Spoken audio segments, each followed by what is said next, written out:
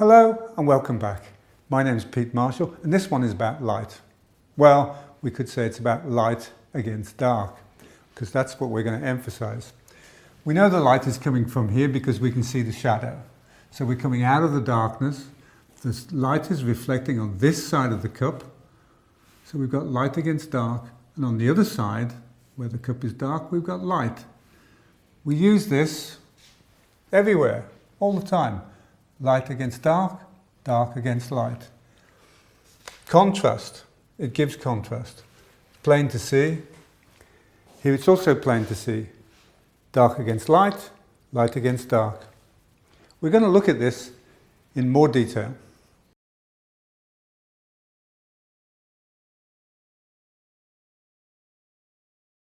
So we're painting a pear similar to the example I showed on the wall.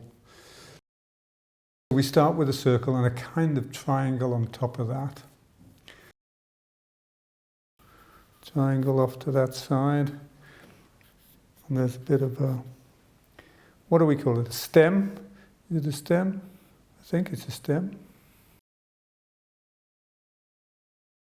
Okay, so that's our pear sitting on a table. We're going to have a shadow down to the bottom. Is this looking a bit long? I think that looks about right. So, maybe a little wider here. Give it a bit more something. Okay, so the light is going to be coming from this direction, okay? Maybe we can imagine that we're in a dark room with the light shining through a window back around this area. And it hits the pear on this side. So this is obviously going to be light. And on the other side, here, this is going to be dark. So let's just put that in. So this is light side of the pear, dark side of the pear. Let's just put that in. Okay, with a bit of blue, because we're going to use a blue background. There we go. That's the dark side of the pear. This is our dark side of the room.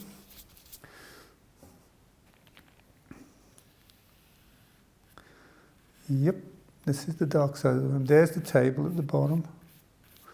I'm just blocking this in really quickly. So you can see, okay, this is the dark.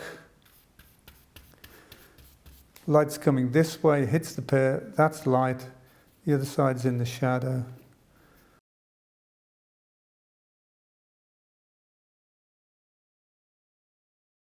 It's based on it's okay if the orange shines through. So that means, we're going to be sitting on the table, and of course we've got a shadow that joins the bottom of our pear, and that's going to be dark too. Extra dark at the bottom. So the other side of the room, we're doing light against dark, is going to be light. So let's just put a light blue down this section here, just to define the outside shape of our pear. And that's where it meets the table. What are we going to do with the table? I think we'll just give it a orangey, pinky colour. I don't know just yet. So we're coming around the top of the pear. And the top of the pear, our light colour. And we meet up with our dark colour. So we can just blend that a little. Don't have to be too precise just yet. We can come back and edit this in just a bit. So there we go. Our pear, light side, dark side. We've lost our pit. So, we didn't put our pit in. So let's do that. Let's put, this is our, is it called a pit? I don't know. There we go. Coming around here. Dark to light. Now, let's put the table in. Let's just make it a little light pinky colour, I think. Why? I don't know. So, here we go. Here's our table. We're going to lighten this up a little bit in just a minute, but for the time being, there we go. We've got something blocked in. And you know what? Where the table stops and the wall begins, we want to kind of blur that away. Why? Because we don't want it to be in sharp focus.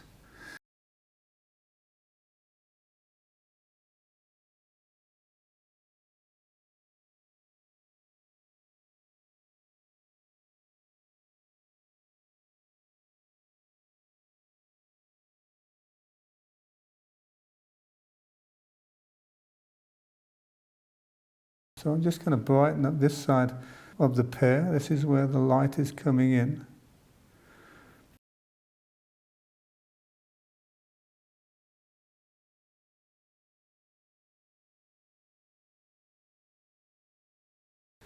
And we can see the business about light and dark.